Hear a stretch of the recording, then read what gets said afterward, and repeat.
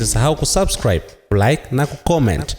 Ni alfajiri jijini Dar es Salaam, lakini badala ya kelele za magari na harakati za kazi, sauti inayotawala katika baadhi ya mitaa ni ndoo zikigongana na harakati za kusaka tone la maji kwa maelfu ya wakazi wa jiji hili. Maji yamekuwa si huduma ya kawaida tena, bali ni neema adimu inayosubiriwa kwa ratiba. Uhaba wa maji umeendelea kuwa changamoto kubwa katika jiji linalokuwa kwa kasi zaidi nchini, hali inayoathiri moja kwa moja maisha ya wananchi, shughuli za kiuchumi na ustawi wa afya ya jamii. Licha ya uwekezaji mkubwa uliofanywa na serikali kupitia mamlaka ya maji safi na usafi wa mazingira DAWASA, hali ya upatikanaji wa maji bado haijawa ya uhakika kwa wakazi wengi wa Dar es Salaam. Wataalamu wanaeleza kuwa ukuaji wa haraka wa idadi za watu, upanuzi wa makazi holela na kuongezeka kwa shughuli za viwandani vimeongeza mahitaji ya maji kupita uwezo wa sasa uzalishaji na usambazaji. Aidha, miundombinu chakavu katika baadhi ya maeneo husababisha upotevu mkubwa wa maji kabla hayajafikia walengwa. Hali hii imeilazimu DAWASA kutangaza ratiba ya mgao wa maji katika maeneo mbalimbali jijini Dar es Salaam, ikiwa ni hatua ya dharura ya kusimamia rasilimali hiyo muhimu wakati wa changamoto za uzalishaji na usambazaji zikiendelea. Kwa wakazi wengi, uhaba wa maji si kero, bali tu ni mzigo wa gharama.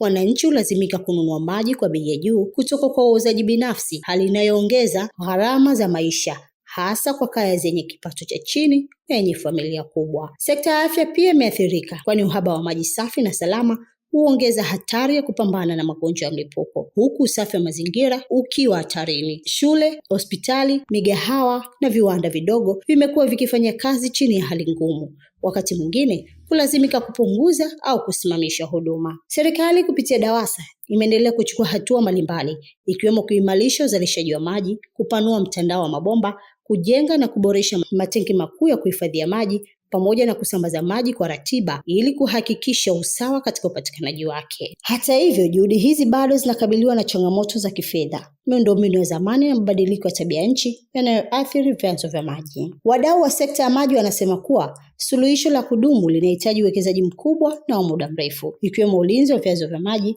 matumizi ya teknolojia za kisasa katika usambazaji, kupunguza upotevu wa maji na kuimarisha ushirikishaji wa sekta binafsi. Pia, wananchi wanahimizwa kutumia maji kwa uangalifu, kuepuka uharibifu wa miundombinu na kutoa taarifa mapema pale kunapotokea uvujaji wa matumizi yasiyo halali ya maji. Dar es Salaam ni jiji la fursa, biashara na ndoto za wengi, lakini ndoto hizo haziwezi kutimia bila maji. Uhaba wa maji unaoendelea ni kengele ya hatari inayohitaji mshikamano wa serikali, taasisi husika na wananchi kuhakikisha huduma hii muhimu inapatikana kwa uhakika, usawa na uendelevu. Kwa sasa, kwa sababu maji si anasa, maji ni uhai. Mimi ni Zakia Nanga wa Mwanahalisi. Ili kwa wa kwanza kupata habari zetu, tafadhali usisahau kusubscribe, like na kucomment.